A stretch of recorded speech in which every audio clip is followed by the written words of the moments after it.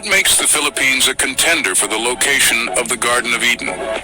Let's venture into the heart of this tropical paradise, the Philippines, a nation of over 7,000 islands, each one a unique blend of biodiversity and natural beauty. Imagine dense, verdant rainforests echoing with the calls of exotic birds, their vibrant plumage a splash of color against the emerald green.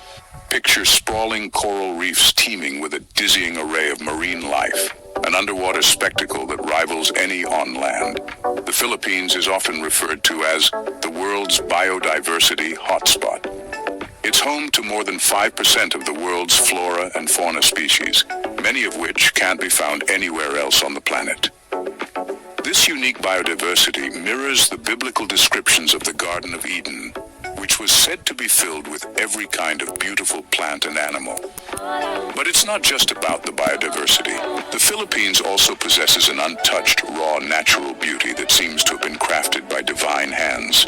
Majestic mountains rise high into the sky, their peaks often shrouded in mist.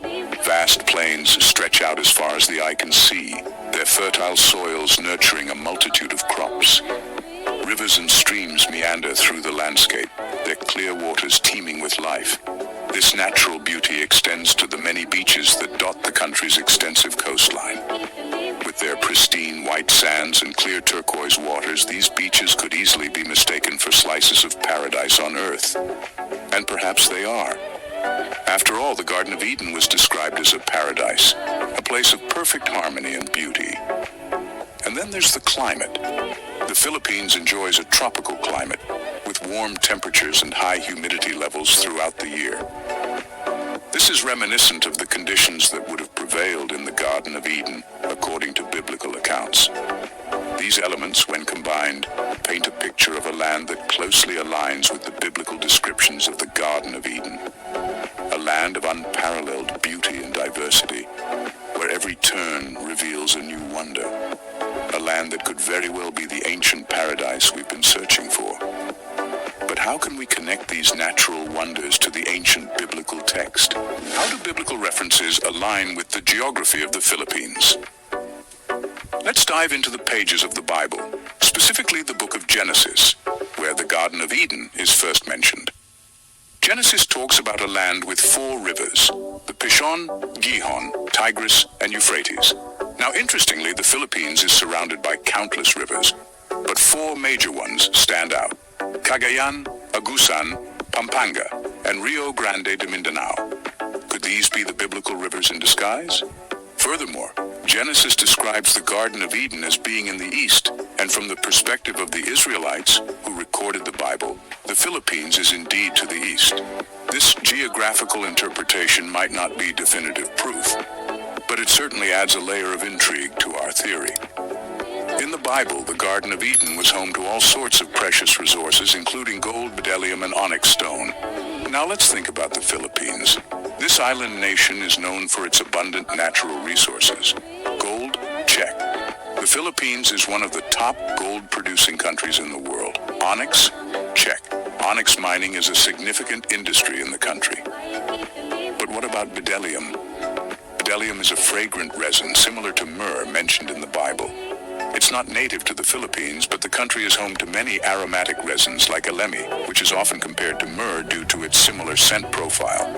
So perhaps bdellium is a symbolic reference rather than a literal one. Now, let's consider the Mount of the East referred to in Genesis. Could this be the Philippine Cordilleras? This mountain range in the northern part of the Philippines is indeed to the east when viewed from Israel. Again, it's not definitive proof, but it's another intriguing layer to our theory. Are there any historical clues that could strengthen this theory? What historical clues and cultural parallels link the Philippines to the Garden of Eden? Are you tired, barely scraping by, living paycheck to paycheck? The Philippines to the Garden of Eden. Let's first delve into the historical evidence. Ancient maps from as far back as the 16th century depict a landmass remarkably similar to the Philippines located in the east, where the Bible places the Garden of Eden. These early cartographic representations along with ancient seafaring accounts, hint at the possibility of the Philippines being this biblical paradise. Now let's turn to the cultural side of things. Filipino mythology is rich with tales that echo the story of Adam and Eve. One such tale is that of Malakas and Maganda, a story of the first man and woman who emerged from a bamboo stalk, split open by a bird. This tale, just like the story of Adam and Eve, speaks of the human affinity with nature and the divine intervention in the creation of mankind. Moreover, the Philippines is home to a fruit called kaimito, or star apple, which bears a striking resemblance to the biblical descriptions of the tree of life's fruit. This tree is native to the Philippines, and its fruit is described as sweet and heavenly, much like how the tree of life's fruit is described in biblical texts. But it's not just the fruits and myths that draw parallels. The Philippines is also renowned for its ethereal beauty and biodiversity, which aligns with the biblical depiction of Eden as a paradise filled with every kind of plant and animal. The country's lush forests, bountiful seas, and stunning landscapes echo the richness and diversity of life in the Garden of Eden. In addition, the Filipino people's deep-rooted respect for nature and their harmonious relationship with their surroundings mirror the original roles of Adam and Eve as caretakers of the garden. This enduring connection with the environment is a reflection of the biblical mandate given to the first humans. So, we find ourselves standing at the crossroads of history, culture, and faith, with a trail of clues leading us to the Philippines. So, does this mean the Garden of Eden was truly in the Philippines? Is the Garden of Eden in the Philippines, or is it all a matter of interpretation? This question has sparked a heated debate among historians, theologians, and enthusiasts alike. The Garden of Eden, as described in the Bible, has always been a subject of mystery and speculation. Its location, while often depicted in religious artwork as a lush, green paradise, remains an enigma to this day. Now imagine this. The Philippines, a tropical archipelago known for its breathtaking beauty and rich biodiversity, being the potential site of this ancient paradise. Intriguing, isn't it? Yet this notion, while fascinating, is based on interpretations of biblical texts and geographical clues, and it is important to remember that it remains speculative and unproven. The theory hinges on understanding the Bible not just as a religious text, but also as a historical document that might contain coded geographical information. Critics, however, argue that the texts are metaphorical and not meant to be taken literally. What makes the Philippines a contender for the location of the Garden of Eden? The idea that the Philippines could be the location for the biblical Garden of Eden is a fascinating and controversial one. This video delves into the various reasons behind this intriguing theory, providing insights into why some believe this paradise on earth might be found in the Philippine archipelago. One of the key arguments presented in the geographical and environmental features of the Philippines. The country is home to lush, verdant landscapes, abundant flora and fauna, and a climate that could be likened to the paradisiacal description found in religious texts. Proponents of this theory point to the diverse ecosystems, pristine rivers, and fertile lands as indicators that the Philippines matches the description of Eden.